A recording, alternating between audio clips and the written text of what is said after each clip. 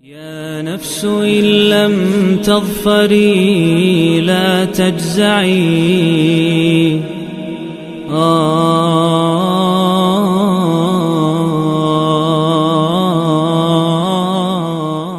মওলা আলী আলাইহিস সালাম রিওয়ায়াত করেছেন যে রাসূলুল্লাহ সাল্লাল্লাহু আলাইহি ওয়া সাল্লামের কাছে আমার মাকাম ওই রকম যেমন সারা সৃষ্টিতে ওই রকম মাকাম আর কারো নাই। রাসূল পাক সাল্লাল্লাহু আলাইহি ওয়া সাল্লাম। আমি একটি হাদিস পাক বলে আপনাদের এখানে শেষ করে দেব। মওলাই কায়নাত পাকের লাস্ট মাকাম দেখুন ভাই, রাসূল পাকের কি মর্যাদা, কি মর্যাদা, যেখানে রাসূল পাকের উপরে কেউ, রাসূল পাক যে জায়গায় বসেছেন সেই জায়গায় যে পা রাখার যোগ্যতা রাখে না, সেখানে মওলা আলী আলাইহিস সালামের কদম মুবারক কোন জায়গায় ছিল। এই হাদিস আহমদ ইবনে হাম্বল রিওয়ায়াত করেছেন মুসনাদ শরীফ। কি মুসনাদ? মুসনাদ ইমাম আহমদ ইবনে হাম্বল প্রথম খণ্ড পৃষ্ঠা 333 থেকে 334 হাদিস নাম্বার 644 644 হাদিস নাম্বার আহমদ ইবনে হাম্বল হাদিস রিওয়ায়াত করেছেন। ফের এই হাদিস ইমাম তাবারি তারিখে তাবারিতে রিওয়ায়াত করেছেন। ফের এই হাদিস ইমাম নাসাই খাসায়েশে আলীতে রিওয়ায়াত করেছেন। কি এই হাদিসের রাবি মওলা আলী মুশকিল কুশা আলাইহিস সালাম নিজে যখন মক্কা বিজয় হলো, মক্কা বিজয়ের পর কি হলো, মক্কা বিজয়ের পর কাবা শরীফের ভিতরে 360 খানা মূর্তি ছিল না? 360 খানা মূর্তি ভরা ছিল। এক একটা মূর্তির এক একটা নাম ছিল, কোনটার নাম লাত, কোনটার নাম মান্নাত, কোনটার নাম উজ্জা, কোনটার নাম হবল। তাদের সবচেয়ে বড় মূর্তির নাম ছিল হবল, আর হবলটা ছিল কাবা শরীফের ছাদে তামার মূর্তি লোহার রডে প্রথিত ছিল। সেই মূর্তিটা বুঝেছেন না? যখন মক্কা বিজয় হলো, মক্কা শরীফে ঢুকলেন, এই কাবা শরীফ পবিত্র করার জন্য একমাত্র ওনার সাথে আলীকেই নিলেন, আর কাউকে নেননি। সমস্ত মূর্তি অপসারণ করছেন। কাবা শরীফে রাসূল পাক এবং মাওলা আলী প্রবেশ করলেন, সমস্ত মূর্তি দুজনে মিলে ভেঙে ফেললেন। ভাঙার পর একটি মূর্তি ছিল কাবা শরীফের ছাদে, তার নাম হবল। রাসূল পাক সাল্লাল্লাহু আলাইহি ওয়া সাল্লাম, রাসূল পাক সাল্লাল্লাহু আলাইহি ওয়াসাল্লাম সেই মূর্তি ভাঙার জন্য মাওলা আলীকে বলেন ইজলিস, তুমি বসো। রাসূল পাক মাওলা আলী যখন বসলেন, ওয়া সাইদা আলা মান কাবাইয়া, রাসূল পাক সাল্লাল্লাহু আলাইহি ওয়াসাল্লাম তখন আমার কাঁধের উপরে চাপলেন। যখন কাঁধের উপরে চাপলেন আর আমাকে উঠতে বললেন, আমি উঠলাম কিন্তু দুর্বলতা অনুভব করলাম।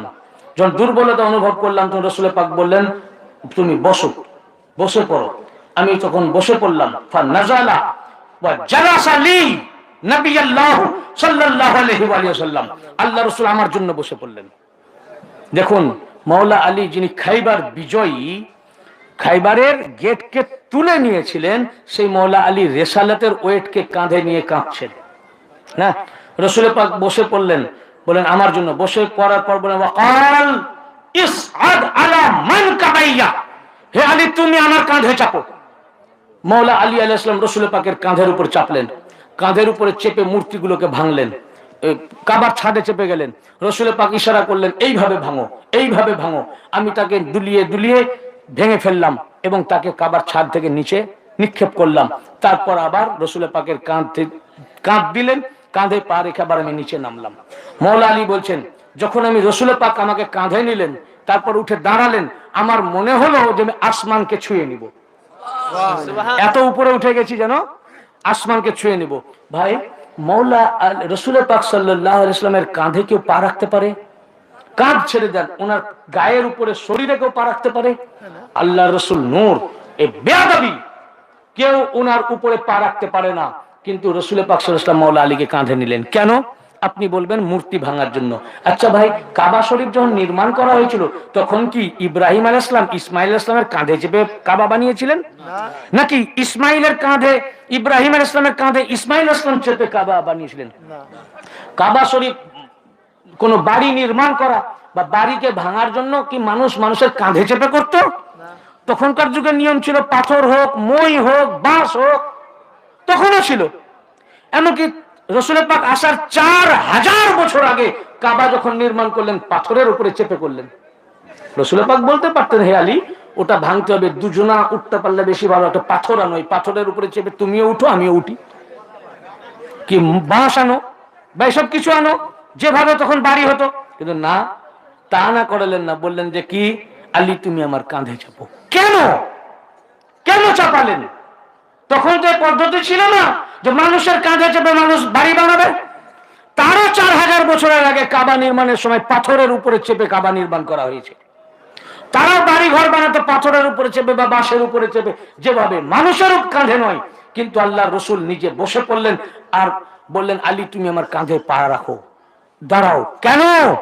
মানব জাতিকে শিক্ষা দেওয়ার জন্য, যে দেখো যে এই নবুয়তের ঘাড়ে কেউ যেখানে পা রাখতে পারে না, আলীর মর্যাদা को समझो, मर्तबा अली को समझो, उस अली ने मेरे गर्दन पर पा रखा है।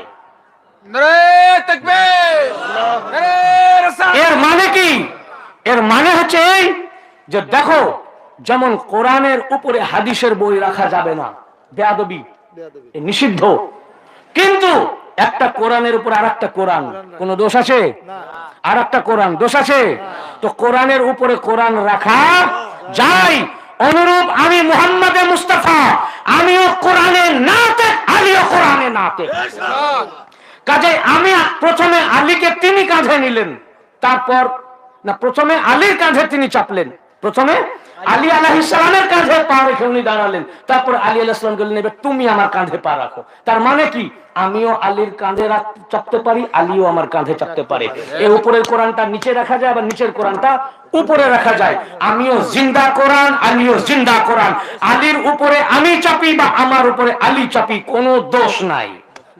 কেন? আমরা নূর, আনা আনা ওয়া আলীজুন মিন নূরিন ওয়াহিদ। এই হাদিস ইমাম আহমদ ইবনে হাম্বল রওয়ায়াত করেছেন। দেখুন, এটা আমি আমার ঘরের কাহিনী, মেদিনীপুর দরবার থেকে এসে বলছি না। আনা ওয়া আলীজুন মিন নূরিন ওয়াহিদ, আমি এবং আলী এক নূর থেকে। আমি আর আলী সৃষ্টি হওয়ার আগে একটাই নূর ছিলাম, নূরে ওয়াহিদ, একটাই নূর। পরে ওই নূর দু ভাগ হয়ে, এক ভাগ আমার আব্বা আব্দুল্লাহর পৃষ্ঠদেশে, আর এক ভাগ আমার চাচা আবু তালিবের পৃষ্ঠদেশে আসলো। আব্দুল্লাহর পৃষ্ঠদেশের নূর থেকে আমি, আবু তালিবের পৃষ্ঠদেশের নূর থেকে আলী। ফাআনা ওয়া আলীজুন মিন নূরিন ওয়াহিদ, আমি এবং আলী এক নূর থেকে। অতএব আলীর গোশত আমার গোশত, আলীর রক্ত আমার রক্ত। হাদিসে পাক, আমার রক্ত। তো আমি এবং আলী নূর। অতএব নূর ছোট বড় হয় না, শুধু নবুয়াত খতম, তাই আমার পর কেউ নবী না। এই নবুয়াত পরে বেলায়েত রূপে মওলা আলী আলাইহিস সালামের কাছে এসেছে। কিন্তু আমরা এক, যার কারণে রাসূল পাক একবার মওলা আলীর কাঁধে চাপলেন, দ্বিতীয়বার মওলা আলীকে নিজের কাঁধে নিলেন। অর্থাৎ আমি আর আলীর মধ্যে এই দুজনকে ছোট বড় করতে যেও, ছোট বড় করতে যেও না। আমি আর আলী বরাবর এক, শুধু আমি খাতামান নবীন, আমার পর কেউ নবী হবেন না। তাই উনি নবী না, কিন্তু আমরা পাক পাঞ্জাতন। আর নূর কখনো ছোট বড় হয়? পহলা বাতি মদিনাতুল মুনাওয়ারা যে আলো দিবে, লাস্ট বাতি মেদিনীপুর দরবার একই আলো দিবে।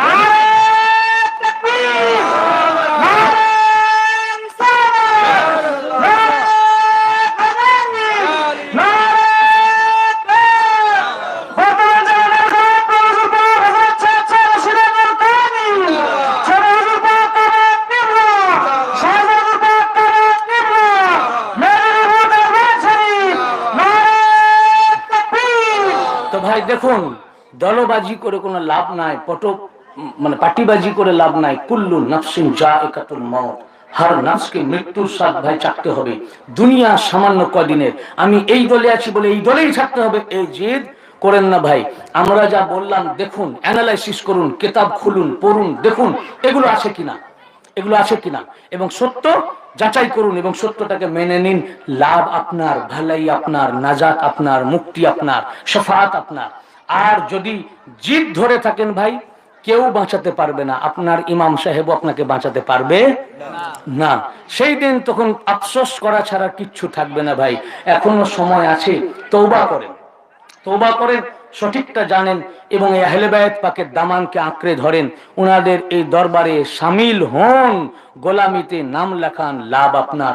আল্লাহ পাক আমাদেরকে তৌফিক আতা করুন যেন আমরা সত্য জানতে পারি, বুঝতে পারি এবং ওনাদের কদম পাকের ছায়াতলে পড়ে থাকতে পারি। আমিন। ওয়া আখিরু দাওয়ানা আলহামদুলিল্লাহি রাব্বিল আলামিন।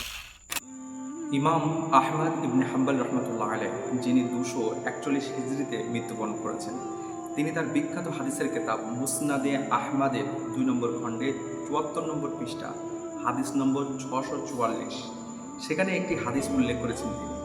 হাদিসটি এইরূপ যে হাদ্দাসনা আসবাত ইবনে মুহাম্মদ হাদ্দাসনা নুআইম ইবনে হাকিম আন আবি মারইয়ামা আন আলী রাদিয়াল্লাহু তাআলা আনহু আলাইহি সাল্লাতু ওয়াসাল্লাম قال হযরত আলী রাদিয়াল্লাহু তাআলা আনহু তিনি বলেন আনতালাকতু আনা ওয়ান নবী সাল্লাল্লাহু আলাইহি সাল্লাম হাত্তা আতাইনাল কাবাতা।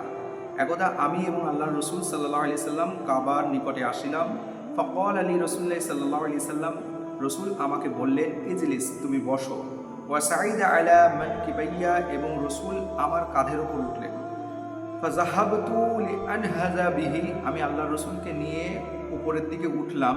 ফারায়া মিন্নি যাফান, তো আল্লাহর রাসূল আমার দুর্বলতা লক্ষ্য করলেন। ফানাজালা, আল্লাহর রাসূল আমার কাঁধ থেকে নেমে পড়লেন। ওয়া জালাসা, এবং বসলেন। লি নবী সাল্লাল্লাহু আলাইহি সাল্লাম, আমার জন্য আল্লাহর রাসূল বসে পড়লেন। ওয়াকালা, এবং আল্লাহর রাসূল বললেন ইসআদ আলা মানকিবাইয়া, তুমি আমার কাঁধের উপর ওঠো।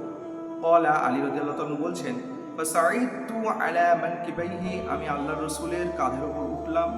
ক্বালা ফানাহাযা বিহি, এবং আল্লাহর রাসূল আমাকে নিয়ে উপরের দিকে উঠলেন। আলী রাদিয়াল্লাহু তাআলা আগে বলছেন ফা ইন্নাহু ইউখাইয়ালু ইলাইয়া আন্নী লাউ শি'তু লানিলতু উফুকাল সামাই, যে আমি অনুভব করলাম যেন আমি আসমানকে ছুঁয়ে নেব বা আসমানে আমি গগনে উঠে পড়ব। হাত্তা সাইদতু আলাল বাইতি, এমন তো অবস্থায় আমি কাবার উপর উঠলাম, কাবার ছাদের উপর উঠলাম। ওয়া আলাইহি তিমসালু সুফরিন আও নুহাসিন, এবং কাবার উপরে একটি পিতল বা তামার একটি মূর্তি ছিল। ফাজআলতু উযাবিলহু আন ইয়ামিনিহি ওয়া আন শিমালিহি, আমি সেটাকে ডায়ে বায়ের দিক টানা হিসড়া করতে লাগলাম। ওয়া বাইনা ইয়াদাইহি ওয়া মিন খালফিহি, এবং সেটাকে সামনে এবং পশ্চাতে টানা হিসড়া করতে লাগলাম। মানে চারদিকে আমি ঘোরাতে লাগলাম মূর্তিটা উখড়ে ফেলার জন্য, তুলে ফেলার জন্য। হাত্তা ইদাস্তাম কাইনতু মিনহু, এমন তো অবস্থায় আমি মূর্তিটা তুলে ফেললাম। ক্বাল আলী রাসূলুল্লাহ সাল্লাল্লাহু আলাইহি সাল্লাম, আল্লাহ রাসূল আমাকে বললেন ইয়াকযিব বিহি, এই মূর্তিটা ছুঁড়ে ফেলো। ফাকাযাফতু বিহি, আমি মূর্তিটা ছুঁড়ে ফেললাম। ফাতাকাসসারা কামা তাতাকাসসারুল কাওয়ারিরু, তো যেমন আয়না পড়ে কাঁচ শিশি যেমন ভেঙে চূর্ণ বিচ্ছিন্ন হয়ে যায়, মূর্তিটাও তদরূপ করে ছিন্ন বিচ্ছিন্ন হয়ে গেল, গুঁড়ো গুঁড়ো হয়ে গেল। সুম্মা নাযালতু, আলী রাদিয়াল্লাহু তাআলা বলেন অতঃপর আমি কাবার ছাদ থেকে নেমে পড়লাম। ফান্তালাকতু আনা ওয়া রাসূলুল্লাহ সাল্লাল্লাহু আলাইহি সাল্লাম নাস্তাবিকু হাত্তা নাওয়ারাইনা বিল বুয়ুত, এবং আমি এবং আল্লাহর রাসূল অতি দ্রুততার সহিত রাস্তা দিয়ে বাড়ি চলে আসলাম। বাড়ি এসে আমরা লুকিয়ে পড়লাম। খাশিয়াতা, এই আশঙ্কা, এই ভয় হচ্ছিল যে আন ইয়ালকানা আহাদ মিনান নাস, মানুষের মধ্যে থেকে কেউ একজন আমাদেরকে দেখে না নেয়, অর্থাৎ দেখে না ফেলে। আমরা গোপনে এই কাজটা করছিলাম। তো এই হাদিসে স্পষ্ট জানা যাচ্ছে যে আল্লাহ রসুল সাল্লাল্লাহু আলাইহি সাল্লাম আলীর কাঁধে উঠেছিলেন এবং আলী আলাইহিস সালাম আল্লাহ রসুলের কাঁধে উঠেছিলেন। এই হাদিসটি বিভিন্ন ইমাম মুহাদ্দিসে কেরামগণ তারা তাদের বিভিন্ন কিতাবে বাসানাত তো কেউ বেসানাত এই হাদিসটি উল্লেখ করেছেন। তাদের মধ্যে কয়েকজন হচ্ছে এই রূপ যে ইমাম ইবনে জারির তাবারি রহমতুল্লাহ আলাইহি, যিনি 224 হিজরিতে জন্মগ্রহণ করেছিলেন এবং 310 হিজরিতে মৃত্যুবরণ করেছেন, তিনি তার কিতাব তাহজিবুল আথার মুসনাদে আলী ইবনে আবি তালিব গ্রন্থের 236 নম্বর পৃষ্ঠায় এই একই সানাদে হাদিসটি উল্লেখ করেছেন। এছাড়াও ইমাম আবু হানিফা রহমতুল্লাহ আলাইহির ছাত্র এবং ইমাম বুখারী ও ইমাম মুসলিম রাহিমাহুমুল্লাহর উস্তাদ ইমাম আবু বকর ইবনে আবি শাইবা আল কুফি মুতাওয়াফা 235 হিজরি, তিনি তার হাদিসের কিতাব মুসান্নাফ ইবনে আবি শাইবার 7 নম্বর খণ্ডের 403 নম্বর পৃষ্ঠা হাদিস নম্বর 36907, সেখানে অনুরূপ এই একই সনদে এই হাদিসটি বর্ণনা করেছেন। ইমাম আল বাজ্জার রহমতুল্লাহ আলাইহি, যিনি 292 হিজরিতে মৃত্যুবরণ করেছেন, তিনি তার মুসনাদ আল বাজ্জার 3 নম্বর খণ্ডের 21 নম্বর পৃষ্ঠা হাদিস নম্বর 769 বর্ণনা করেছেন। এছাড়াও ইমাম আবু ইয়ালা আল মুসাল্লা রহমতুল্লাহ আলাইহি, যিনি 210 হিজরিতে জন্মগ্রহণ করেছেন, 307 হিজরিতে মৃত্যুবরণ করেছেন, তিনি তার মুসনাদে আবি ইয়ালা 1 নম্বর খণ্ডের 251 নম্বর পৃষ্ঠা এবং হাদিস নম্বর 292। এছাড়াও ইমাম হাকিম আর নিসাবুরি রহমতুল্লাহ আলাইহি, যিনি 321 হিজরিতে জন্মগ্রহণ করেছেন এবং 405 হিজরিতে মৃত্যুবরণ করেছেন, তিনি তার মুস্তাদরাক হাকিম আলা সাহিহাইনের 4 নম্বর খণ্ডের 328 নম্বর পৃষ্ঠা হাদিস নম্বর 3427 নম্বর হাদিস সেখানে এই হাদিসটি বর্ণনা করেছেন। এছাড়াও মুস্তাদরাক হাকিম আলা সাহিহাইনের 5 নম্বর খণ্ডে 233 নম্বর পৃষ্ঠা হাদিস নম্বর 4311 এই হাদিসটি বর্ণনা করেছেন। এছাড়াও ইমাম খাতিব আল বাগদাদি রহমতুল্লাহ আলাইহ, যিনি 463 হিজরিতে মৃত্যুবরণ করেছেন, তিনি তার তারিখ বাগদাদির 15 নম্বর খণ্ডের 413 নম্বর পৃষ্ঠা হাদিস নম্বর 7234 সেখানে বর্ণনা করেছেন। এছাড়াও ইমাম জিয়াউদ্দিন আল মাকদাসি আল হাম্বলি রহমতুল্লাহ আলাইহ, যিনি 643 হিজরিতে মৃত্যুবরণ করেছেন, তিনি তার কিতাব আল হাদিসুল মুখতারা 2 নম্বর খণ্ডে 330 নম্বর পৃষ্ঠা হাদিস নম্বর 708। এছাড়াও ইমাম ইবনে জাওজি রহমতুল্লাহ আলাইহ, যিনি 510 হিজরিতে জন্মগ্রহণ করেছেন এবং 597 হিজরিতে মৃত্যুবরণ করেছেন, তিনি তার তাফসীরাতুল ইবনে জাওজির 1 নম্বর খণ্ডে 448 নম্বর পৃষ্ঠায় এই হাদিসটি বর্ণনা করেছেন। এছাড়াও ইমাম নাসাই রহমতুল্লাহ আলাইহ, যিনি 303 হিজরিতে মৃত্যুবরণ করেছেন, তিনি তার খাসাইল আলী আলাইহিস সালাম গ্রন্থের 134 নম্বর পৃষ্ঠার হাদিস নম্বর 122 সেখানে তিনি বর্ণনা করেছেন। এছাড়াও ইমাম নাসাই রহমতুল্লাহ আলাইহ তার সুনানুল কুবরা নাসাইর 7 নম্বর খণ্ডের 451 নম্বর পৃষ্ঠা হাদিস নম্বর 8453 সেখানে এই হাদিসটি একই সনাদে এই হাদিসটি বর্ণনা করেছেন এই সকল ইমামগণ। এই হাদিসটি বর্ণনা করে কেউ কেউ আমাদের সমাজে বিভ্রান্তি সৃষ্টি করছেন যে আলী আলাইহিস সালাম এবং রাসূল কারীম সাল্লাল্লাহু আলাইহি সাল্লাম উভয়ই এক এবং তাদের সমমর্যাদা, তাদের ফাজাইল, তাদের মানাকিব একই পর্যায়ে। আস্তাগফিরুল্লাহ। আসুন আমরা এই হাদিসের বিশ্লেষণে 4 থেকে 5টি টপিকসে আলোচনা করি। নাম্বার 1, এই হাদিসের সনদ। ইমাম নুরউদ্দিন হাইসামি রহমতুল্লাহ আলাইহ, যিনি 807 হিজরিতে মৃত্যুবরণ করেছেন, তিনি তার কিতাব মাজমুউজ যাওয়ায়েদের 6 নম্বর খণ্ডে 23 নম্বর পৃষ্ঠা হাদিস নম্বর 9836 সেখানে এই হাদিসটি বর্ণনা করে তিনি বলেছেন, রাওয়াহু আহমদ ওয়া ইবনুহু ওয়া আবু ইয়ালা ওয়াল বাজ্জার। এই হাদিসটি ইমাম আহমদ ইবনে হাম্বল রহমতুল্লাহ আলাইহ তার মুসনাদ গ্রন্থে এবং তার পুত্র এবং আবু ইয়ালা এবং ইমাম বাজ্জার রহমতুল্লাহ আলাইহ তিনি তার মুসনাদ গ্রন্থে বর্ণনা করেছেন। এরপরে তিনি বলছেন ওয়ারিজালুল জামিউ সিকাত, এই হাদিসের প্রত্যেক বর্ণনাকারী হচ্ছে সিকাত তথা বিশ্বস্ত। আসলেই কি তাই? আমরা আমাদের অনুসন্ধানে দেখি এই আলোচ্য হাদিসটি জয়ীফ তথা দুর্বল। এই হাদিসের সনদে 2 জন আপত্তিকর রাবি থাকার কারণে মূলত এই হাদিসটি দুর্বল। এই হাদিসের সনদে একজন রাবি নুআইম ইবনে হাকিম মাদানিয়্যু, যিনি 148 হিজরিতে মৃত্যুবরণ করেছেন, তার ব্যাপারে বিভিন্ন উলামায়ে কেরামগণ বিভিন্ন দোষে তাকে অভিযুক্ত করেছেন। যেমন এর মধ্যে ইমাম ইবনে হাজার আসকালানী রহমতুল্লাহ আলাইহ তিনি তার তাকরিবুত তাহজিব গ্রন্থে বলেছেন, শুধু এই রাবি সত্যবাদী লাহু আহওয়াম, তবে হাদিস বর্ণনার ক্ষেত্রে ভ্রমের শিকার হতেন। ইমাম নাসাই রহমতুল্লাহ আলাইহ বলেছেন লাইসা বিকাবিয়ুন, এই রাবি হাদিস শাস্ত্রে শক্তিশালী না। ইমাম ইয়াহইয়া ইবনে মাঈন রহমতুল্লাহ আলাইহ এক জায়গায় বলেছেন যায়িফুন, এই রাবি দুর্বল। ইমাম সাজি রহমতুল্লাহ আলাইহ এক জায়গায় বলেছেন ওহুয়া যায়িফুন, এই রাবি দুর্বল।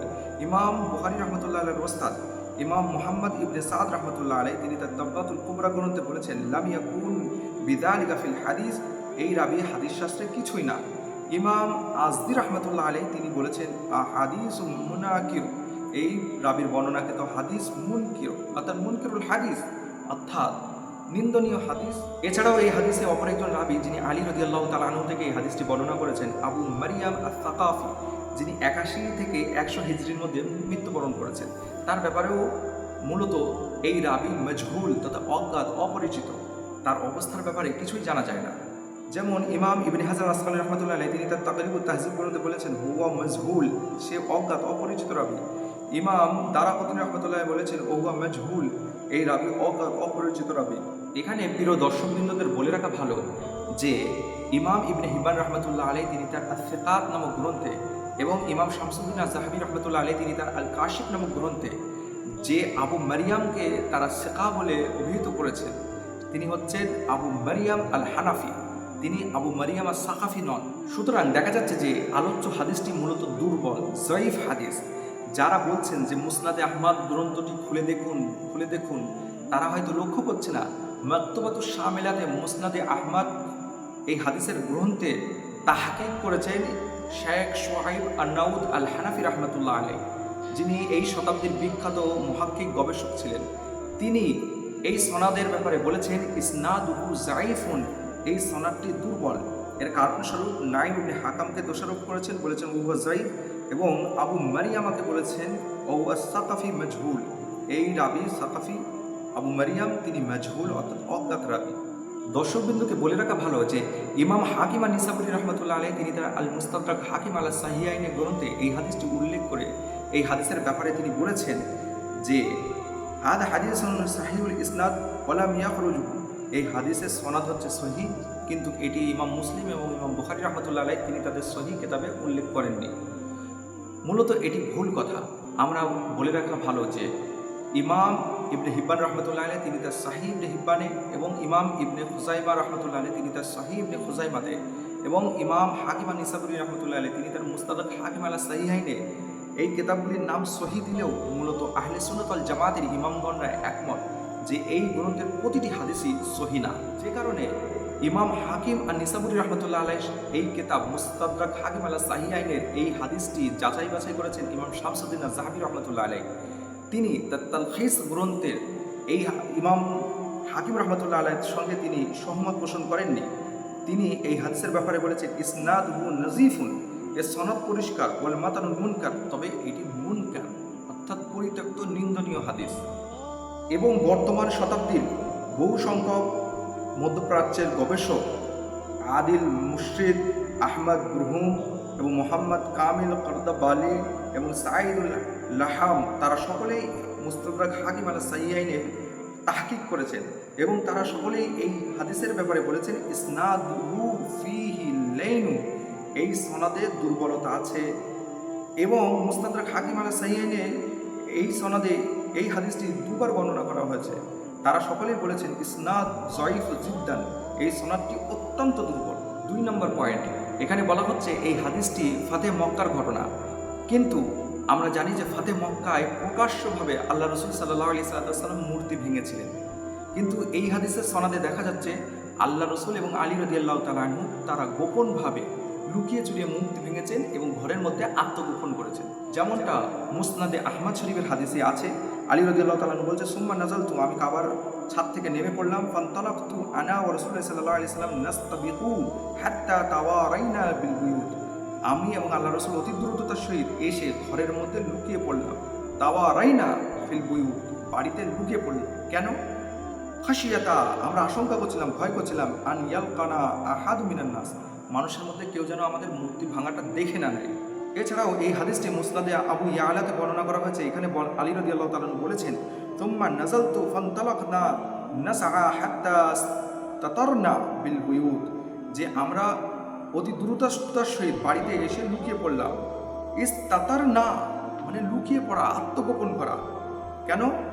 খাশিয়াতা আইয়ালামা বিনা আহাদুন, আমরা আশঙ্কা করলাম কেউ আমাদের চিনে না ফেলে, মানে কেউ আমাদের দেখে না ফেলে, জেনে না নিতে পারে যে আমরা মূর্তিটা ভেঙেছি। এছাড়াও মুস্তাদরাক হাকিম আলা সাহিহাইনে বলা হয়েছে ওয়াখাশিয়ানা, আলী রাদিয়াল্লাহু তাআলা বলছেন আমরা ভয় পেলাম, আমরা আশঙ্কা করলাম, আন ইয়ারানা আহাদুম মিনাল কুরাইশ আও গায়রাহুম, আন যে ইয়ারানা আমাদের দেখে ফেলবে, আহাদুম মিনাল কুরাইশ, কুরাইশদের মধ্যে কেউ, আও গায়রাহুম অথবা অন্য কেউ আমাদের মূর্তি ভাঙার দেখে না ফেলে। কিন্তু আমরা জানি ফাতে মক্কাতে প্রকাশ্যভাবে মূর্তি ভাঙা হয়েছিল, আর বরং কুফারে কাফেররা, মক্কায়ের কুরাইশ কাফেররা, পৌতলিকরা ঘরে ঘরে লুকিয়ে পড়েছিল এবং পালিয়ে বেরিয়েছিল তারা, এবং মুসলমানদের নিরাপত্তায় তারা ছিল। সুতরাং এই ঘটনাটি ফাতে মক্কার ঘটনা নয়।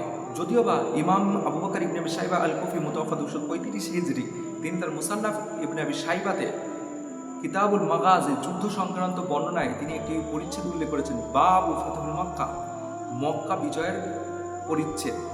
এই পরিচ্ছেদে এই হাদিসটি উল্লেখ করেছেন, যে কারণে অনেকেই বিভ্রান্তির শিকার হয়েছেন যে এইটা সম্ভবত ফাতে মক্কার ঘটনা, কিন্তু আসলে এই হাদিসটি ফাতে মক্কার ঘটনার সঙ্গে সাংঘর্ষিক, সম্পূর্ণ সাংঘর্ষিক। কারণ ফাতে মক্কাতে আল্লাহ রসুল প্রকাশ্যভাবে মূর্তি ভেঙেছিলেন। সুতরাং এই হাদিসটি মূলত সিয়াসিত্তা সহিহ হাদিসের পরিপন্থী এবং বিরোধী। যেমনটা ইমাম বুখারী রহমতুল্লাহ আলাইহি তিনি তার সহিহ বুখারী শরীফের বাংলাদেশ তাওহীদ পাবলিকেশন থেকে প্রকাশিত 4720 নম্বর হাদিসে বলা হয়েছে, আব্দুল্লাহ ইবনে মাসউদ রাদিয়াল্লাহু তাআলা আনহু তিনি বলেন, দাখালা নবী সাল্লাল্লাহু আলাইহি ওয়াসাল্লাম মক্কাতা, ফাতে মক্কার দিন আল্লাহ রাসূল সাল্লাল্লাহু আলাইহি ওয়াসাল্লাম মক্কায় প্রবেশ করলেন। ওয়া হাওলাল বাইতি 60 ওয়া 30 মিয়াতিন নুসুবিন, এবং কাবার আঙিনায় 360টি মূর্তি ছিল। ফাজাআলা বাতউহা বিউদিন ফি ইয়াদিহি, আল্লাহ রসুল হাতে একটি লাঠি নিয়ে সেইগুলিকে আঘাত করতে লাগলেন এবং সেগুলিকে ভেঙে ফেলতে লাগলেন। ওয়াকুল, এবং আল্লাহ রসুল বলতে লাগলেন, জাল হক ওয়াজাকাল বাতিল, সত্য এসেছে এবং বাতিল দূরীভূত হয়েছে। ইন্নাল বাতিলা কানা যাহুকান, আর নিঃসন্দেহে বাতিল তো দূর হবারই কথা। সূরা ইসরার 81 নম্বর আয়াত আল্লাহ রসুল পাঠ করছিলেন। সুতরাং এখানে দেখা গেল আল্লাহ রসুল কারোর সহযোগিতা ছাড়াই মূর্তিগুলো কিন্তু তিনি হাতে লাঠি নিয়ে ভেঙেছেন। 3 নম্বর পয়েন্ট, প্রশ্ন হচ্ছে তাহলে এই ধরনের দুর্বল এবং জাল হাদিসগুলি কারা বর্ণনা করছেন? তো মূলত এর উত্তরে শাইখুল ইসলাম ইবনে তাইমিয়া রাহমাতুল্লাহ আলাইহি তিনি তার মিনহাজুল সুন্নাহ গ্রন্থের 5 নম্বর খণ্ডের 24 নম্বর পৃষ্ঠায় বলেছেন, এই হাদিসটি উল্লেখ করে, কালামুর রাফাজি আন ফাযাইল আলী রাদিয়াল্লাহু তাআলা আনহু ফজিলত বর্ণনা করতে গিয়ে রাফিজিরা অর্থাৎ নিকৃষ্টতম শিয়ারা এই কথাগুলি বলে থাকেন। ওয়ারদ্দু আলাইহি, এবং তাদের রদ করে তিনি হাদিসগুলির খনন করে তিনি উত্তর দিয়েছেন এবং তিনি বলেছেন ওয়াকালা রাফাজিয়া, এবং শিয়া রাফিজিরা এই হাদিসগুলো দলিল হিসাবে উপস্থাপন করেছেন। হাদিসের কিতাবে তো এই হাদিসগুলো রয়েছে, কিন্তু এর অপব্যাখ্যার আশ্রয় নিয়েছে শিয়া রাফিজিগণ। এই একই কথা শাইখুল ইসলাম ইবনে তাইমিয়া রাহমাতুল্লাহ আলাইহির ছাত্র ইমাম শামসুদ্দিন আয-যাহাবী রাহমাতুল্লাহ আলাইহি তিনি তার কিতাব আল মুনকাতি মিনাল মিনহাজুল ইতিদাল, সেই কিতাবের 308 নম্বর পৃষ্ঠায় এই একই কথা বলেছেন। তিনি বলেছেন, ওয়া হাউলাই রাফিজিয়া জাহালা ইদা রাউ ফিহি, রাফিজিদের জাহিলিয়াত মূর্খতা, যে তারা এই ধরনের বর্ণনা করে তারা আল্লাহ রসুলের উপর শ্রেষ্ঠত্ব বর্ণনা করতে চায় আলীর। এগুলো রাফিজিদের আহাম্মক এবং প্রলাপ। সুতরাং এই ধরনের রাফেজি তথা আলী রাদিয়াল্লাহু তাআলা আনহু-এর ব্যাপারে অতিরঞ্জিত বর্ণনাকারী এবং আলী রাদিয়াল্লাহু তাআলা আনহু-এর এগেন্সে যারা তার শত্রুতাকারী, তাদের উভয়দের বলে রাখি যে আপনারা সতর্ক হন। ইমাম আহমদ ইবনে হাম্বল রাহমাতুল্লাহ আলাইহির লেখা ফাযাইলে সাহাবা গ্রন্থের 2 নম্বর খণ্ডের 571 নম্বর পৃষ্ঠা হাদিস নম্বর 964, সেখানে আলী রাদিয়াল্লাহু তাআলা আনহু বলেছেন, ইয়াহলিকু ফিয়া রাজুলানি, 2 ধরনের ব্যক্তি আমার কারণে তারা হালাক হয়ে যাবে, ধ্বংস হয়ে যাবে। মুফরিতুন গাল্লিন, যারা আমার মহাব্বতে অতিরঞ্জিত করে এবং অন্ধভক্ত হয়, ও মুবগিজুল গালিন, এবং যারা আমার সঙ্গে বুগজ তথা বিদ্বেষ রাখে। এছাড়াও এই গ্রন্থের অর্থাৎ ফাযাইলে সাহাবা গ্রন্থের 952 নম্বরে আলী রাদিয়াল্লাহু তাআলার উপর একটি হাদিস রয়েছে। তিনি বলছেন, ক্বালা আলী রাদিয়াল্লাহু তাআলা তিনি বলছেন, লা ইউহিব্বুনি কওমুন হাত্তা ইয়াদখুলুন নার ফি হুব্বি, 2 ধরনের মানুষ যারা জাহান্নামে যাবে আমার কারণে। একটা হচ্ছে তারা ফি হুব্বি, আমার মহব্বতে অতিরঞ্জিত করার কারণে, ওয়ালা ইউবগিদুনি কওমুন হাত্তা ইয়াদখুলুন নার ফি বুগজি, এবং আমার সঙ্গে বিদ্বেষ রাখনেওয়ালা, আমাকে ঘৃণাকারী সেই কম যারা আমাকে বিদ্বেষ করে তারাও জাহান্নামে যাবে। ইয়াদখুলুন নার, তারাও জাহান্নামে যাবে। সুতরাং আমাদেরকে আলী রাদিয়াল্লাহু তাআলা আনহু আলাইহিস সালাতু ওয়াস সালাম এবং আহলে বাইতদের মহব্বত শিখাতে হবে না, বরং আমরা আহলে সুন্নাহ ওয়াল জামাত আলী রাদিয়াল্লাহু তাআলা আনহুকে অত্যন্ত ভালোবাসি এবং মহব্বত করি। আমাদের ইমামগণ সালফে সালেহিনগণ প্রতিটি হাদিসের কিতাবই প্রায় আহলে বাইতের ফজিলত বর্ণনা করে গেছে। যেমন সিয়াসিত্তার মধ্যে সবথেকে অথেন্টিক কিতাব হচ্ছে সহিহ বুখারী শরীফের কিতাবুল ফাযাইল আসহাবুন নবী সাল্লাল্লাহু আলাইহি ওয়াসাল্লামের সাহাবাদের বর্ণনার পরিচ্ছেদে বিভিন্ন অধ্যায় তারা লিপিবদ্ধ করে গেছেন। তার মধ্যে তারা লিখেছেন, ইমাম বুখারী রাহমাতুল্লাহ আলাইহি লিখেছেন তিনি মানাকিবে আলী ইবনে আবি তালিব, তারপর লিখেছেন মানাকিবে জাফর ইবনে আবি তালিব আল হাশমি, তারপর লিখেছেন বাবু যাকরুল আব্বাস ইবনে আব্দুল মুত্তালিব, তারপর তিনি লিখেছেন মানাকিবু করাবাতি রাসূলুল্লাহ সাল্লাল্লাহু আলাইহি সাল্লাম ওয়া মানকাবাতি ফাতিমাতু ইবনে নবী সাল্লাল্লাহু আলাইহি সাল্লাম। ওয়াকালা নবী সাল্লাল্লাহু আলাইহি সাল্লাম, এবং নবী সাল্লাল্লাহু আলাইহি সাল্লাম বলেছেন ফাতিমাতু সাইয়্যিদাতুন নিসাই আহলিল জান্নাহ, ফাতিমা হচ্ছে জান্নাতের রমণীদের সর্দার। ও মানাকিবুল হাসান ওয়া হুসাইন ও মানাকিব ফাতিমা যাহরা রাদিয়াল্লাহু তাআলা আনহা।